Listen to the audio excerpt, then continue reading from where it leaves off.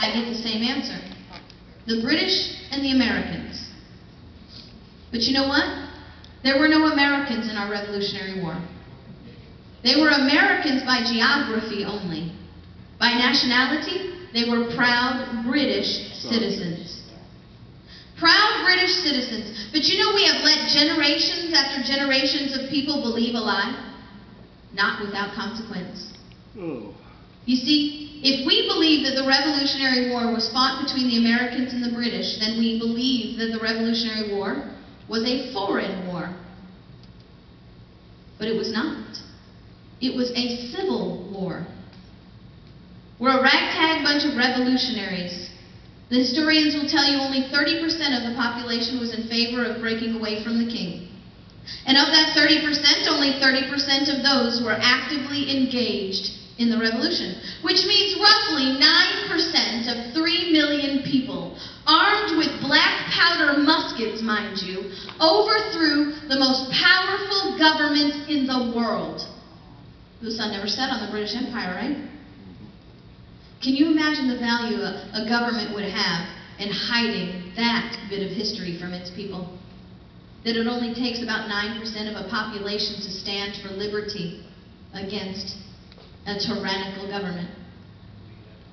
Well, not only that, if you believe that the Revolutionary War was fought between the Americans and the British, and you believe that it was a foreign war, you have to ask yourself, who are the Americans? What is their history? What is their heritage? Where did the Americans come from? Well, you know, they're Americans. Well, what is their heritage? Well, we have that melting pot thing going on, right? Which means it's just a bunch of goo. We're not really quite sure where it came from or what it means. And then, when you think that, then it's not a stretch of the imagination to believe that our framers had no idea what they were doing when they drafted the Constitution, the Declaration of Independence, and the Bill of Rights. We can, after all, believe, as one man said, they were winging it.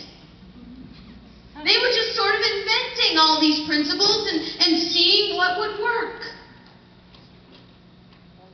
And then, it's not so much of an even further stretch to believe that they created a fundamentally flawed document that needs our ever-advanced intellect to redefine on a daily basis.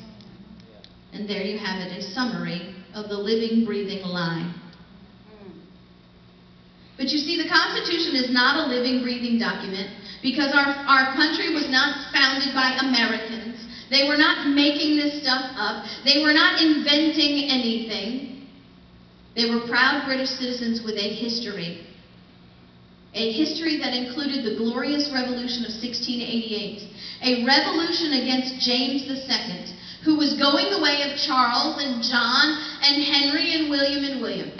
He was corrupting the courts with his judges, incorporating foreign law, taking the land from the private landowners, giving it to his wife's foreign friends, putting his agents into the churches to control the people and collect his taxes.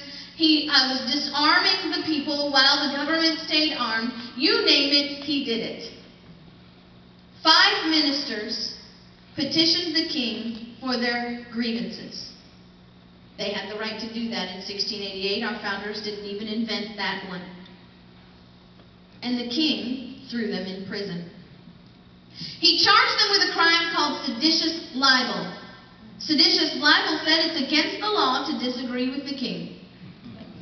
Punishable by death. Now, I suppose James learned from Charles and realized that you've got to give them their habeas corpus, because if you don't give them their day in court, you lose your head. That's what happened to Charles. So in this law, it's incorporated, you have your right to habeas corpus, but another provision was set in this law that said, truth is no defense. So even if you're right, you're wrong, because it's against the law to disagree with the king. 5 ministers who should have been put to death if the judges had been following the law, because sometimes judges ought not follow the law when it's unconstitutional.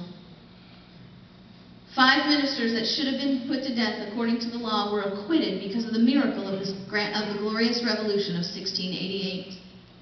The glorious revolution of 1688 brought us the 5th document in the genealogy of our country.